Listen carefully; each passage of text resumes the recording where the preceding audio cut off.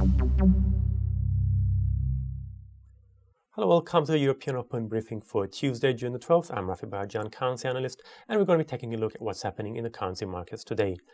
The Japanese yen is the biggest loser this morning as geopolitical tensions recede sharply following a successful meeting between President Trump and the North Korean leader Kim Jong-un.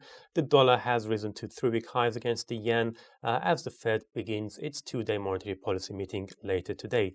The pound, though, slumped to 1-week low following disappointing data out of the UK yesterday. We also have an important vote coming up in the UK Parliament on the EU withdrawal bill. The Australian dollar, though, is firmer after some mixed data. Let's get started now with the dollar. We can see in the chart in orange, the dollar yen continues to make substantial gains. It's now risen well above the 110 level, hitting a 3-week high of 110.49.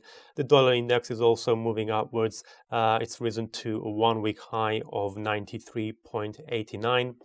So President Trump has met his North Korean counterpart.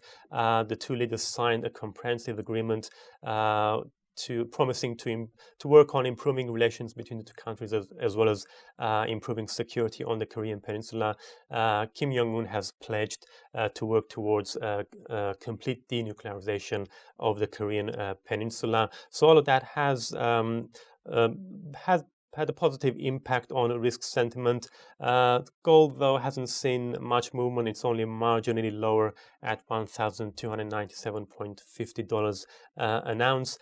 We are seeing some cautiousness.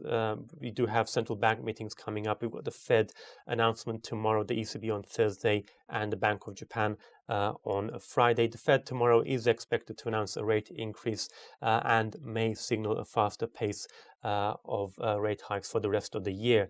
Let's now turn on to the euro.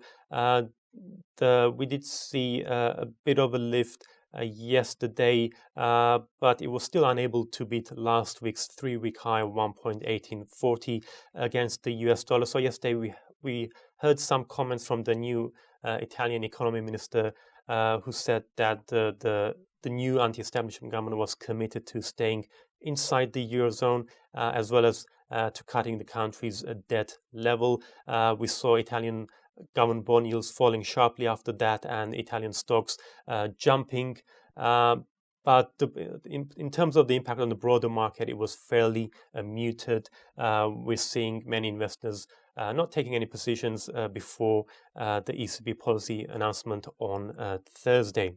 Let's have a look at the UK pound. We can see that earlier this morning, the pound extended yesterday's losses, falling to a 1-week low of 1.3340 against the US dollar. It did rebound sharply, though, reclaiming the 1.34 level after today's UK job numbers. Yesterday, we saw the biggest drop in manufacturing output in 5.5 years.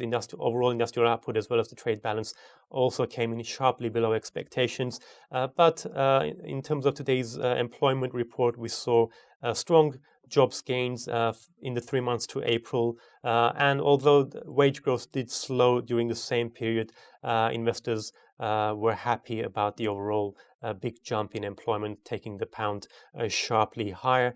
We do have inflation numbers coming up tomorrow and retail sales on Thursday, but we do have other risk events for the pound. Today we're going to have a vote in Parliament. MPs will decide whether to approve the House of Lords amendments to give Parliament the final say on any Brexit deal, as well as about whether or not the UK should stay in the single market and customs union after it leaves the EU. So that vote will come tomorrow, and today's one is on the meaningful vote. Let's now turn to the Australian and New Zealand dollars. Both currencies are benefiting from the overall positive risk sentiment. We're seeing the Aussie slightly up at 0.7616 against the dollar. The Kiwi is comfortably above the 0.70 level. We did have out of Australia a drop in the NAB Business Confidence Index, although housing loans data showed a smaller than expected drop in April. There was little reaction to that. It was mostly, the USD is mostly up on the improved risk appetite, and the same is true for the Kiwi.